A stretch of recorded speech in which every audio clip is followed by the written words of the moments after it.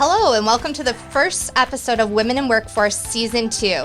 I'm Carrie Rosingana, and I serve as the CEO of Capital Area Michigan Works in Greater Lansing, Michigan.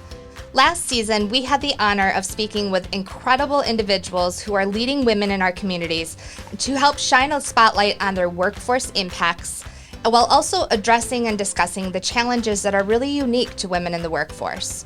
I am so excited to open this new season of Women in Workforce as your host to continue these conversations with many more wonderful guests and women who we know are going to make a difference in the communities that they serve.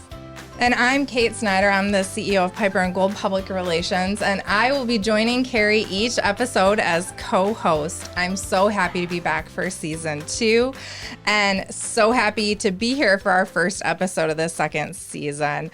It's really our hope that this show continues to be a platform for us to discuss. Season 1 was so cathartic, and after every episode, I felt like I had developed these bonds with these different people, whether I knew them or was meeting them for the first time, talking about these unique experiences that we all share.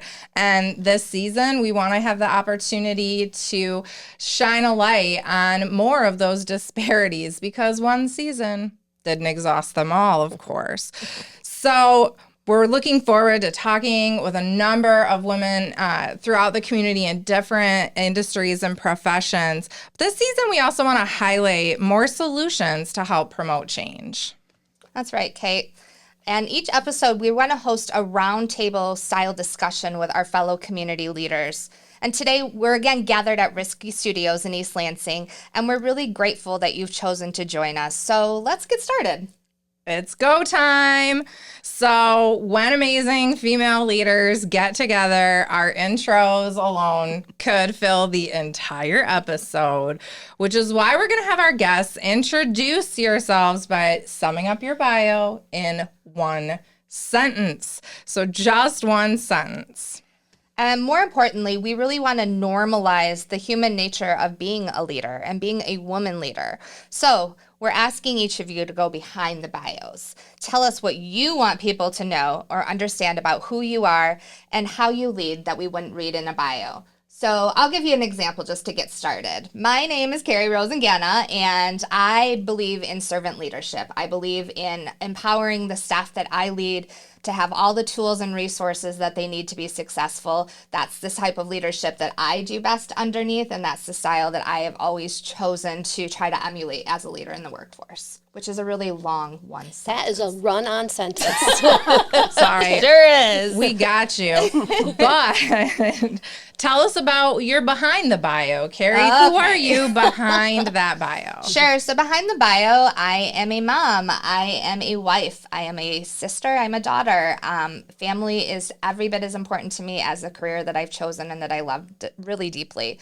So that's my behind the bio. And really what drives me is helping people. I want to make sure that I help the people that I work with in our community and help leave people in a better situation, hopefully, than when I met them at. And my one sentence bio is that I have spent my whole career really trying to focus on how to help people get the help that they deserve. I deeply have my own sort of code of justice and believe in equity and in ensuring that we support people to overcome the systemic oppression and obstructions that have impacted them and the generations that came before and the generations that'll come after. So whether it was working as a public servant or working in the private sector, it's always been my goal to help and protect and ensure that people have the supports they need and have access to the supports that they need. And that's what communications is all about, letting people know, here's what you have access to and how to get to it and why it's going to be okay to give that a try. But behind my bio, I'm a deeply introverted and private person, but who grew up in community theater. So I do enjoy putting on a show for the audience. But at home, I love to do things with my hands. I love to embroider and do all sorts of different needlepoint and Lego. I have an 8-year-old, which is just an awesome experience. And our family loves to travel.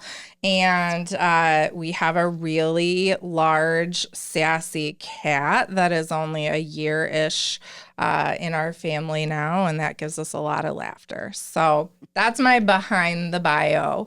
And now I get a chance to help introduce our guests and hear about your professional bio as well as your behind the bio. So I'm pleased to introduce you to Julie Pingston, the president and CEO of Choose Lansing here in the greater Lansing area. Julie, can you share with us your bio and what's behind the bio? Absolutely. And thank you for having me here today. I'm just really excited for the conversation and all we get to talk about and all these great people to be around. So thank you. So my behind the bio, the official bio, but what I like to emulate a little bit more when I'm more talking about my bio is that I always start out with I get to, because I really feel that that's important. Like I get to do this, and I have the privilege of leading Choose Lansing, which is the destination marketing organization for our region, which means we promote and develop our destination, everything we have to see, do, and experience for people to come here and enjoy. And so that affects our community too. So we really are engaged as an organization in the community quality of life, because everything that tourists bring and visitors bring to our community affects our residents that live here. And so I feel like I get to do that every day, and it's a privilege. So the behind the bio, the longer run-on sentence. Let's do this. So I do know Kate a little bit well, and we are fellow Disney fans. That is so true. behind the Super bio true. is So always, true. I'm So always true going to for have you. something Disney about me, a ring on my finger right now, all the things. So Same. yeah, but as the more traditional, I'm a mom too of 2 adult children. They are 29 and 26, and they both live out of state. So I get fun places to visit, but it is a challenge to, only see them when I see them and text and call. So that's, growing pains with that a little bit, but that's my behind the bio that keeps me grounded and keeps me happy with my family life, my husband, my dog, my family, my husband, my dog, and Disney. I guess I'm good. There you go. Like That's a perfect summary. husband and dog Absolutely. and Disney Yep. and get Yep. we can just get one of those Throw t-shirts some for books you. in, I'm set. That's right. Truth. Perfect. Well, and I'm really fortunate because I get to introduce my friend and my fellow Michigan Works director, Jody Kerbyson, who is the CEO of GST Michigan Works. So, Jody, your turn. What's your one-sentence bio and what we may not see behind the bio? And run-on sentences are totally fine with us. Well, that's a good thing. That's Clearly. A good thing. So as you said, I'm the GST Michigan Works CEO. That's been my only big girl job. I got that job. I worked for the organization between my junior and senior year of high school, college. And I went back after I graduated, and that has been my lifelong job.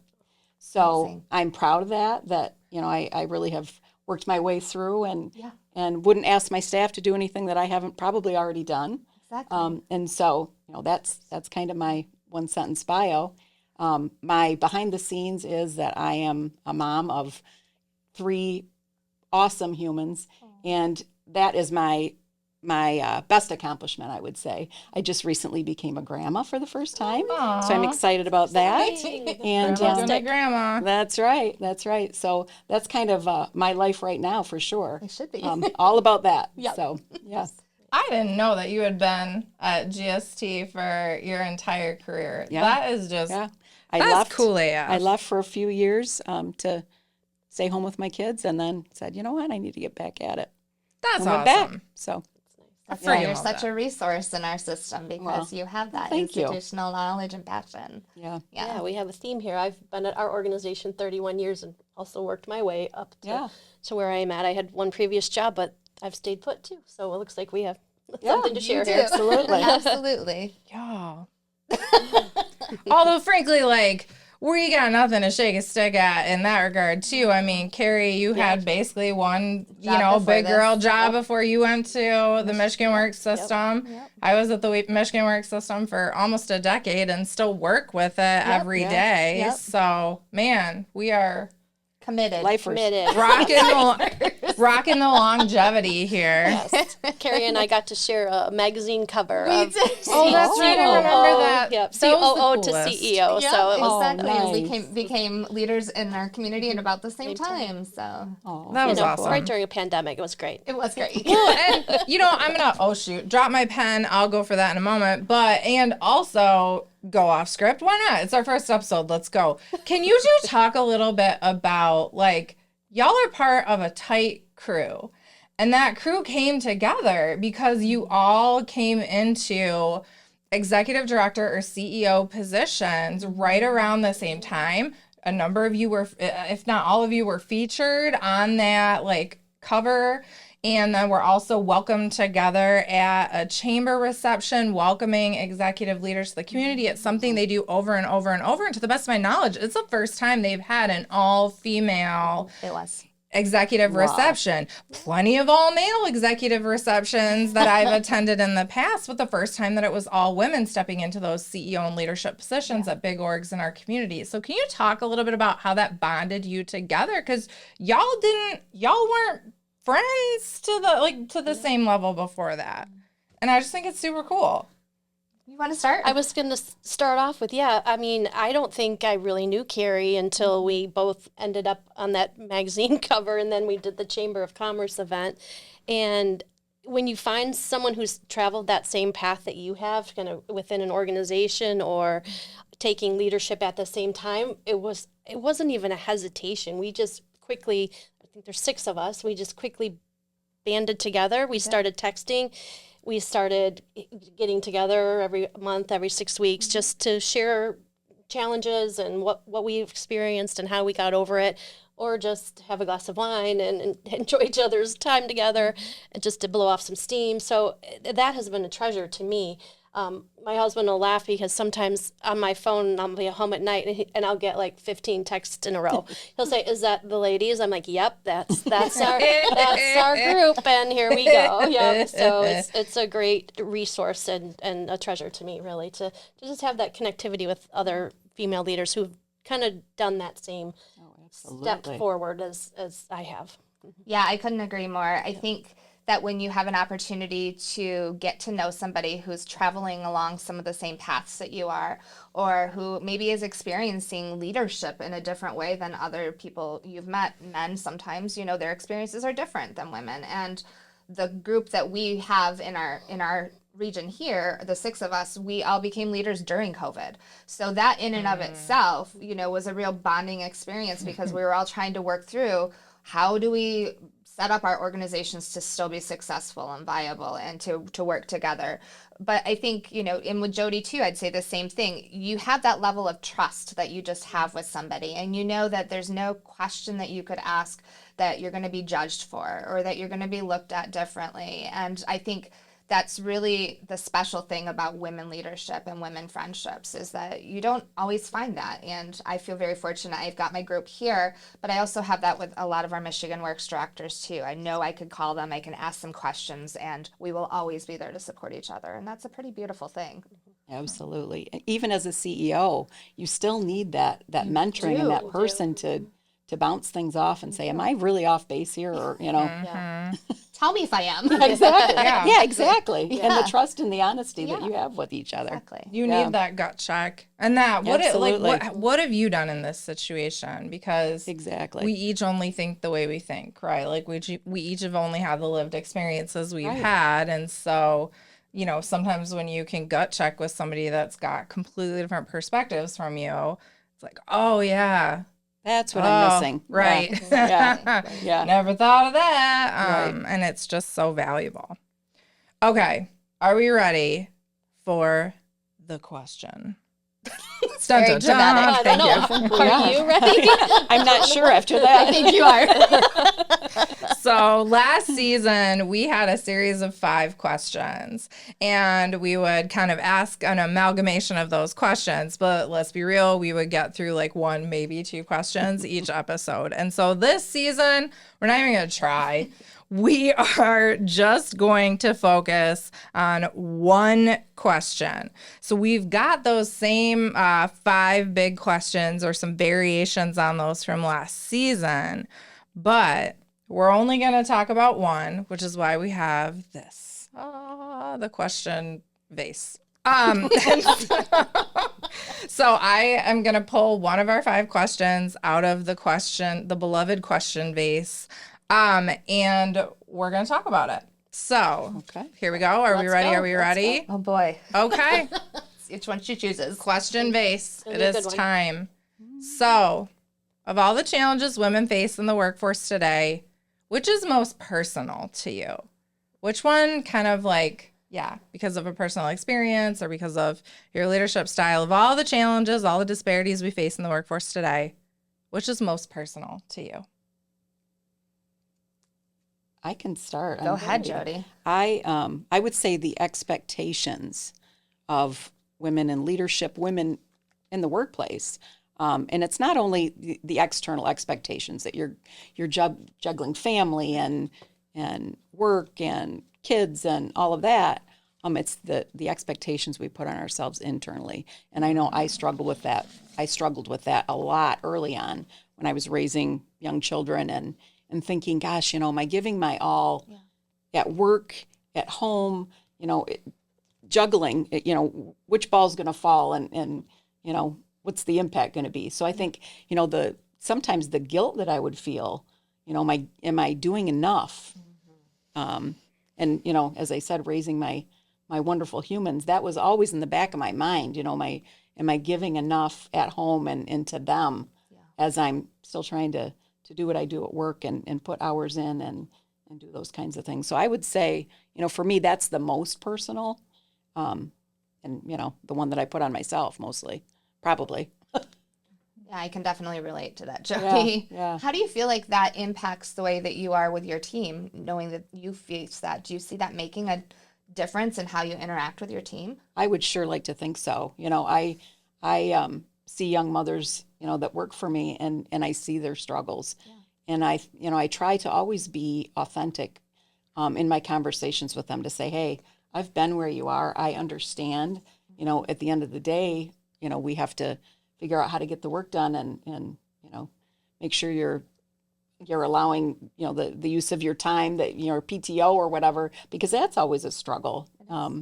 But, I certainly believe that I come at it at an angle that certainly a male leader probably would not. And with that understanding and letting them know that, this ain't perfect, what's going on right now. And it certainly wasn't back then. So we all have these inner struggles and the more we can shine a light and talk about them, the more we can help someone. Absolutely. We're trying to help mentor into a leadership role. How do you know when you've kind of crossed over that line? I think that's the the challenge tough, is yeah. that line, not to go too far, but not to. Don't be a mom. Right. Because a lot of my employees, a lot of them are the age of my children, and so it's like, it is tough, and hopefully they understand that when I'm giving them the advice or whatever, that I'm not crossing the line and that I'm doing it from a place of care and concern. Absolutely. But yeah, you raise a good point. Maybe it's a struggle for me. But I think part of it for me has always been that when you grow up through an organization, you have been the team member, the team leader, but then when you're the overall leader, it becomes very different. And so that as a kind of a personal way of how do I, I'm not their friends necessarily, but I am their friends. And so how do you, it's almost what you said, like how do you have that line that you don't step over, but yet you're a caring, compassionate person and want these people who you spend a lot of time with to be connected to you and support you, but you can't hug them every day and be that person as the leader of the organization too. It's a definite, you see the line. You definitely know that when you should cross it and when you shouldn't. Like when people go out after work and like, nope, I probably shouldn't be the one to be there. So it just is a challenge. I And that's think that one I no one struggle thinks with about it, sometimes. and there's no good advice for it either. Yeah, You just have to exactly. live in that moment do. and know where you're supposed to be. Yeah. Yeah. There's never going to be one right answer to Right. those kind of scenarios. Right. Yeah. Just do the best we can, right? To try Absolutely. to think about those experiences that have shaped us and how we're influencing that next generation of workforce too. Yeah, and it is different because those who have influenced me and been leaders above me have all been men. So it is different then because, my two of my former employer or predecessors, I don't think they would have that care and compassion as the same way I do, or they do, but it's just shown differently, I guess, because it's just a different way of looking at it, and just older generation too was maybe part of Absolutely. it as well. And so, yeah, that's where I don't want to be that girl, that's let's all hug it out. I would never do that, Right, but yeah, right. that's what I do with her, maybe, or Yeah, exactly. I need Exactly. you got to That's get it from right. somewhere, right? You do. Right. Yeah. You do. Yeah. Well, and hearing you talk really makes me think about kind of what I was thinking in terms of what is my most, personal disparity or challenge that we face. And one of the things that I've always struggled with is like authenticity and how gender norms present themselves in the workplace, because I tend to be a person that chameleons and mirrors what is in front of me or what's in the room I'm in. And early in my career, I was in rooms where I was the only female or the only young female. And so I would very frequently mirror more quote unquote masculine behaviors, right? And then the longer you do that, the more it just becomes how you function. And so finding like what is your authentic self, especially if you're a chameleon person that Excellent. like, I guess I don't fully know. Like, do I do this because it's what I do and that's just what naturally emerges? Or do I do it because it's what I've copied for so long that now I'm just used to it and I'm comfortable with it? And so it's what I just keep doing. And like that kind of thing has always, for people, one of the things people always say is like, oh yeah, like, you know what you're going to get with me. Like it's going to be blunt and it's going to be brazen and it's going to be slightly inappropriate. But so much of that, if you think of the leaders I learned under, those were learned behaviors. Oh, for and sure. they were ones that have served me really friggin' well. Like I'm never going to say like, oh, Doug Stites, you taught me to drop F-bombs left and right. How dare you? I still drop F-bombs left and right and I will not stop. But it does bring up this weird feeling of like, am I authentic or am I simply kind of stuck in the roles I watched and witnessed and kind of took on those characters of what I saw as good leaders? Yeah, I actually, when I became leader of our organization, I kind of flipped that because there's people in and outside our organization that I didn't want to do it like they did. And I wanted to be different and I wanted to have something that made me a different type of leader. And so, I was, I think it was between college and or after college, and I was doing temp work, Kelly girl, if anybody was ever a Kelly girl. So I went and did this company, and they treated me like one of their team immediately. All men selling car parts to different, I don't even know what they did, quite honestly, but they were busy, and they were. I was their like message center because it was back in the day before phones and that traveled with you, and so I became that like this is what I want, like this like. In college, when I was just temping, this is how an organization should run. Because in temp world, I worked with a bunch of them that were terrible. Because you come in as an outsider and they treat you like an outsider, where they just embraced me, brought me right in. I worked there 2 weeks and they fixed my car. They just did those human things and that really stuck to me. So it could happen, in over time, like you just said, or with one glaring, shining moment that you're like, that is how I want to work or how I want to work in an organization. I love So, that. yeah. Absolutely. That's nice. All right. We ready for our next segment? Oh, ready. Let's do I it. think so. So, have you ever heard the phrase, look the facts and not the feelings in leadership, or maybe in therapy if you do therapy like I do? My therapist says this to me all the time. We want to talk facts and feelings. So, we're going to share some related facts and ask you to share with us about how these facts make you feel. So, our facts. In the fourth quarter of 2020, 5.8% of women in Michigan had multiple jobs, while 4% of Michigan men and about 5.2% of women had multiple jobs at the national level. So 5.8 in Michigan was higher. Michigan women who work full-time year-round earn approximately 81 cents per dollar that men earn.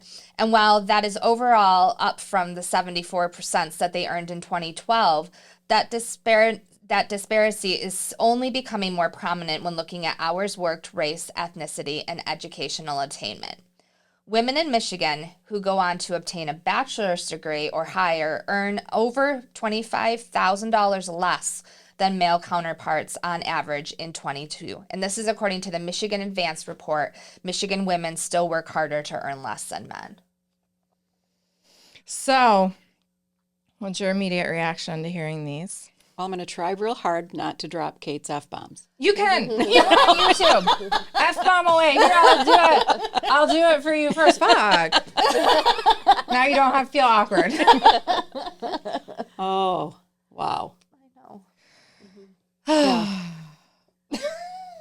There's a lot of silence, which just says a lot about how we all feel about those facts. Yeah. Well, it was a lot of numbers. So first I'm catching up with all those numbers. It's not my specialty, but It's basically cumulative, but right? the last sentence really summed up the whole thing. So Yeah. 25,000 less than men.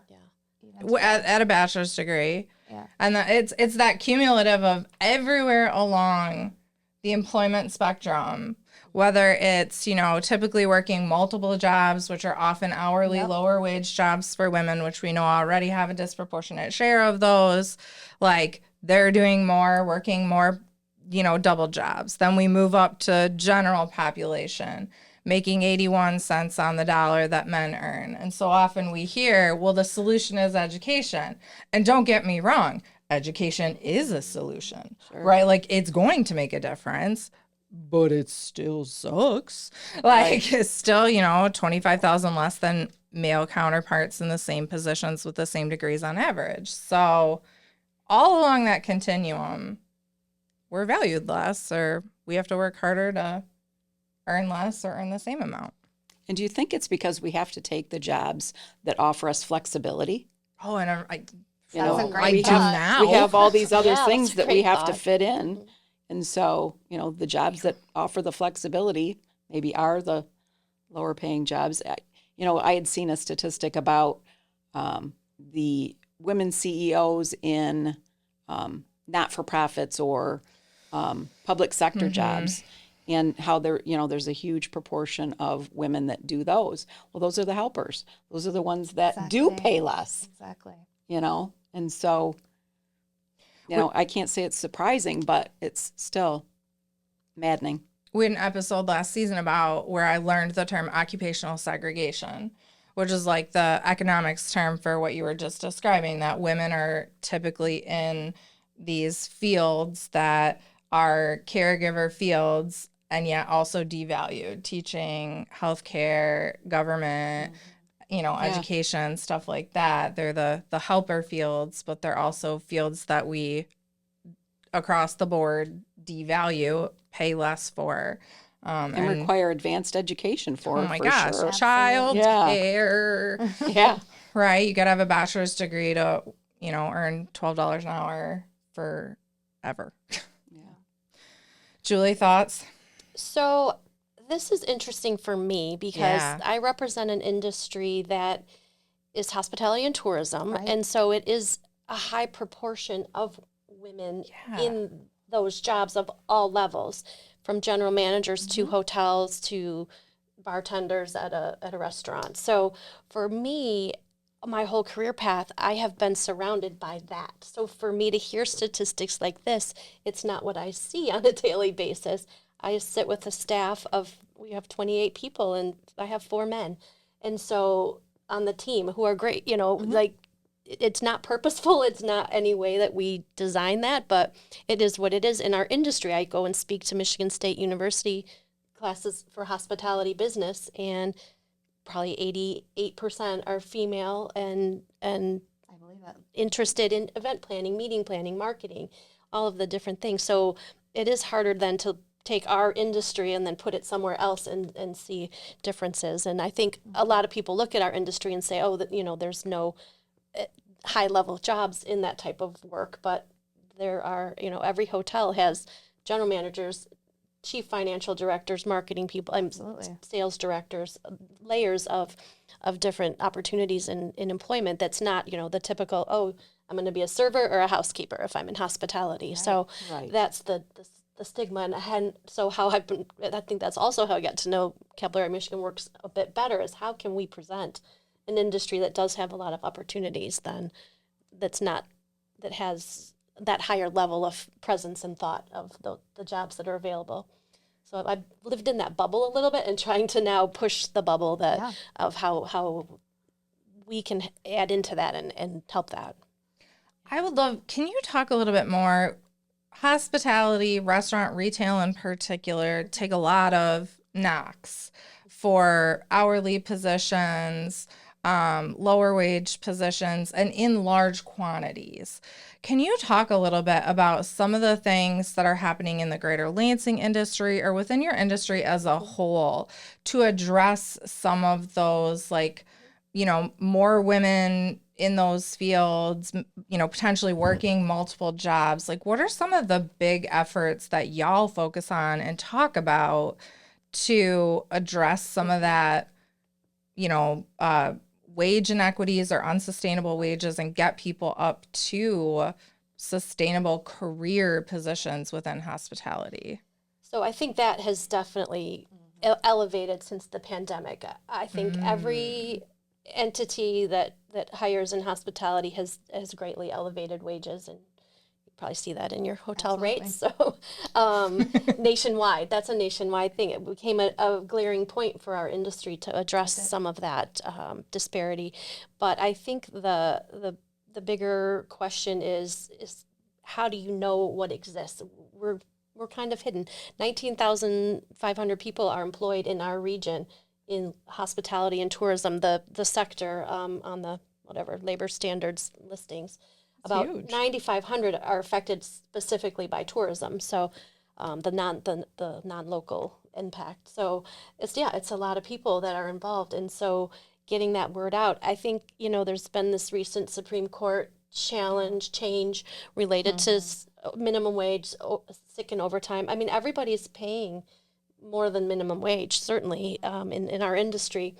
And I think that's always not known. And like everyone thinks, oh, servers should make minimum wage, but they make triple minimum wage right now. They make $25 to $30 an hour. Sure. When if you're at some restaurants and more at some very elevated restaurants. So this whole conversation is taking up a lot of space in our industry because it would really shift the entire way that a restaurant is able to stay open and hire labor, because it's based on a system that pays a lot more. So if you take them down, then who's going to want those jobs? So that's a really big industry conversation and what's faced in the world right now.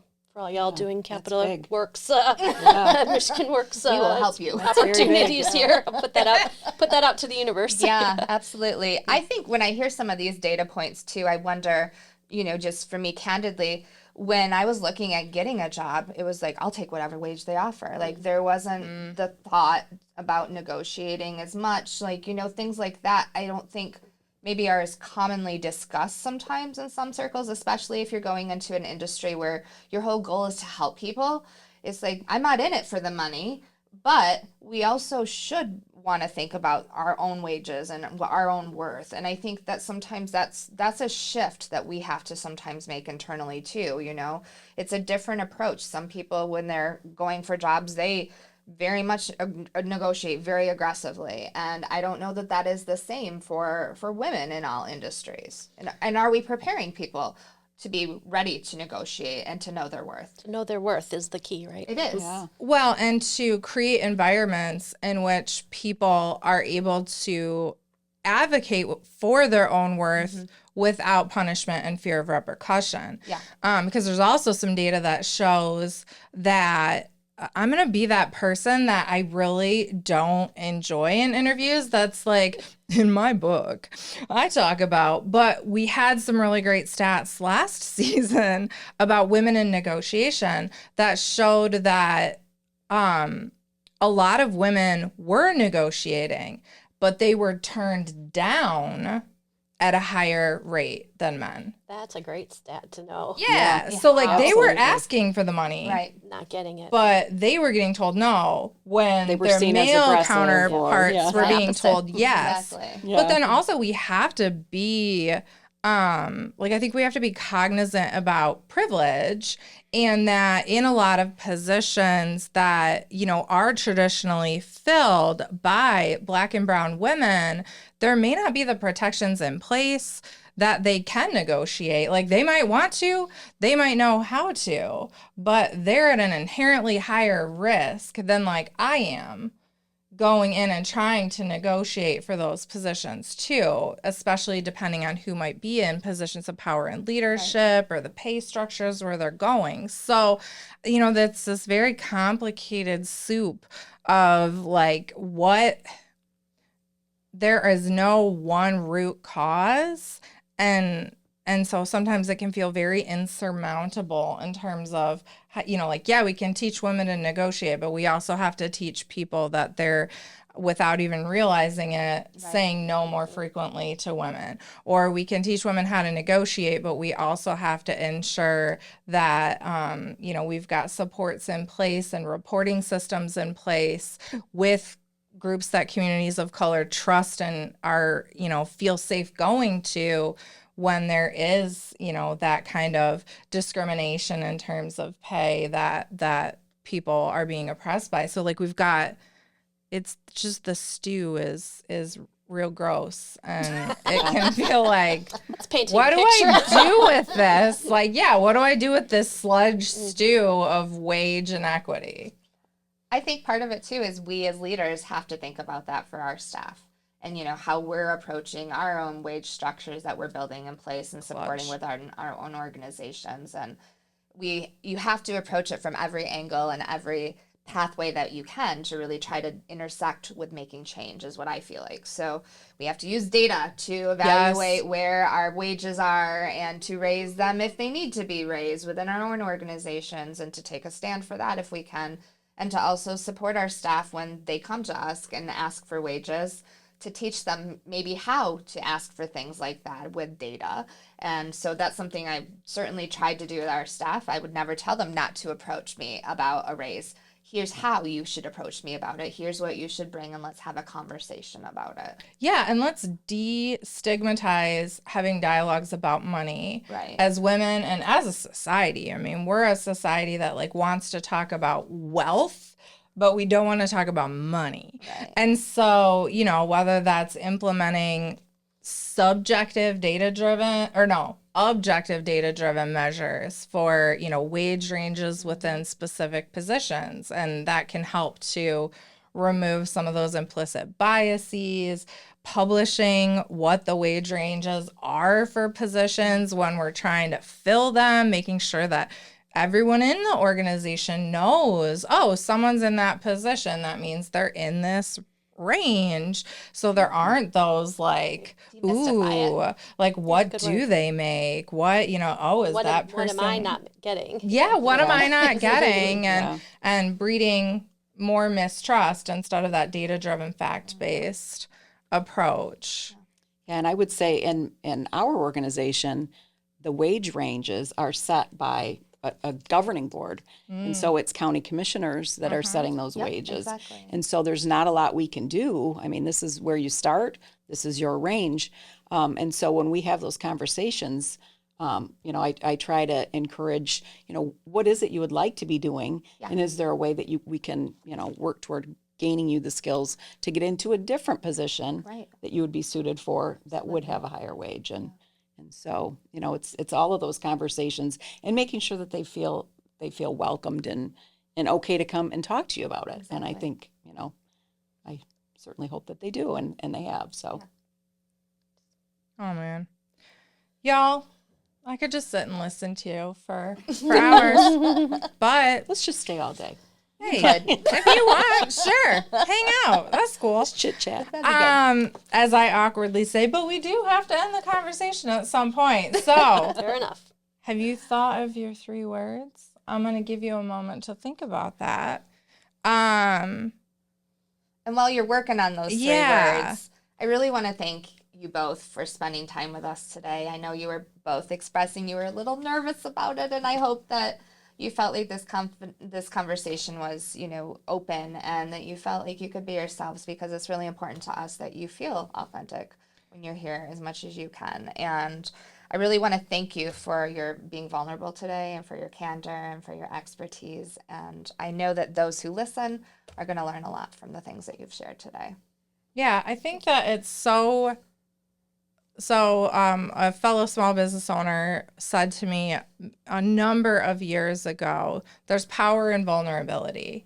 And as someone that very much did not project that, nor believe it, honestly, at the time, I think the more that we can normalize those things, but also, and normalize them for all genders, right? That's part of being women in the workforce and women in leadership, is normalizing and destigmatizing many of the male stereotypes and disparities that cause harm to men in the workplace in addition to women in the workplace. They're different.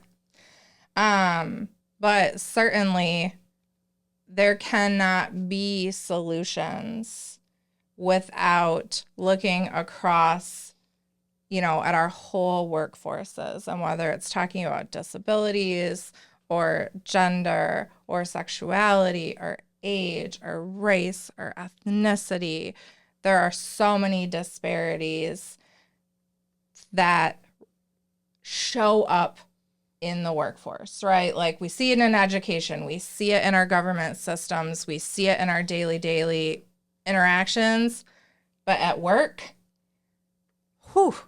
we see it, right?